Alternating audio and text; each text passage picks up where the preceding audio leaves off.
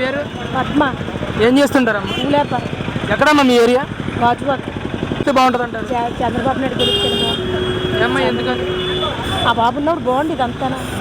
ఆడపిల్లల తల్లులు మేము తులం బంగారం 1,00,000 రూపాయలు అయ్యింది. 5 తులాలు ఎట్టు 10 తులాలు ఎట్టు అంటున్నారు పెళ్ళిళ్ళు చేసుకున్న వాళ్ళు. ఎక్కడ కొనేట్టుకెళ్ళం పువ్వుల రెక్కలు అమ్ముకొని మా ఆయన సిమెంట్ పంచారు. కోటా బియ్యం ఎత్తున్నాడు, బండి ఎట్టాడు. ఎప్పుడు వస్తుందో ఎప్పుడు పోతుందో కోటాకి వెళ్ళి తెచ్చుకోవడానికి లేదు. ఇప్పుడు 5 నెలలు అయ్యింది ఇడిపించుకొని. ఎడుతున్నాలా కొట్టుబడి బియ్యం కొనుక్కోవాలంటే కేజీ 70 రూపాయలు. కొట్టుబడి బియ్యం కొనుక్కొని తిని కానీ బియ్యం మాకు దొరుకుతూ వండుకొని తింటాం కదా, దొరకలేదు. 3 నెలలు అయింది నాకు కోటా ఇచ్చి. బజార్లోకి వచ్చేస్తాను, పిల్లలు స్కూల్కి పోతారు.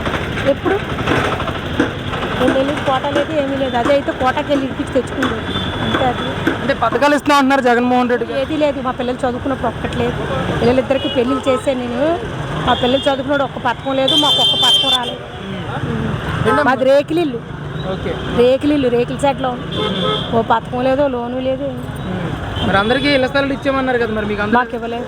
మాకు లేదు. మాకు ఉందలేక గెలుస్తారంటే న్యాయం జరుగుతుంది అంటారు.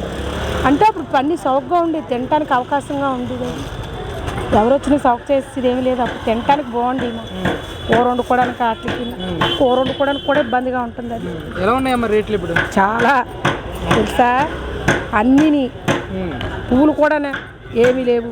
350 కేజీ రేట్ అమ్ముకోవాలి. కరెంట్ ఛార్జీలు ఎలా ఉన్నాయి?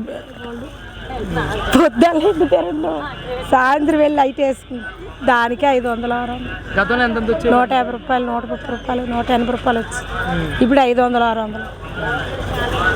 అది అమ్మాయి ముఖ్యంగా ఎంపీ అభ్యర్థిగా శ్రీభరత్ గారు టీడీపీ నుంచి నుంచున్నారు, వైసీపీ నుంచి ఝాన్సీ గారు నుంచున్నారు. ఎవరు గెలుస్తారంటారు అసలు? ఏమో తెలియదు. అయినా భరత్ గారు తెలీదా మీకు? ఆయన టీడీపీ నుంచి నుంచున్నారు.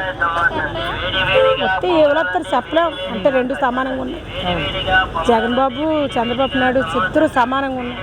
ఎవరు వస్తారు వాళ్ళని చెప్పలేం. మీ అభిప్రాయం ఏంటి అసలు? ఎవరు గెలిస్తే బాగుంటుంది? చంద్రబాబు నాయుడు గెలుస్తాను.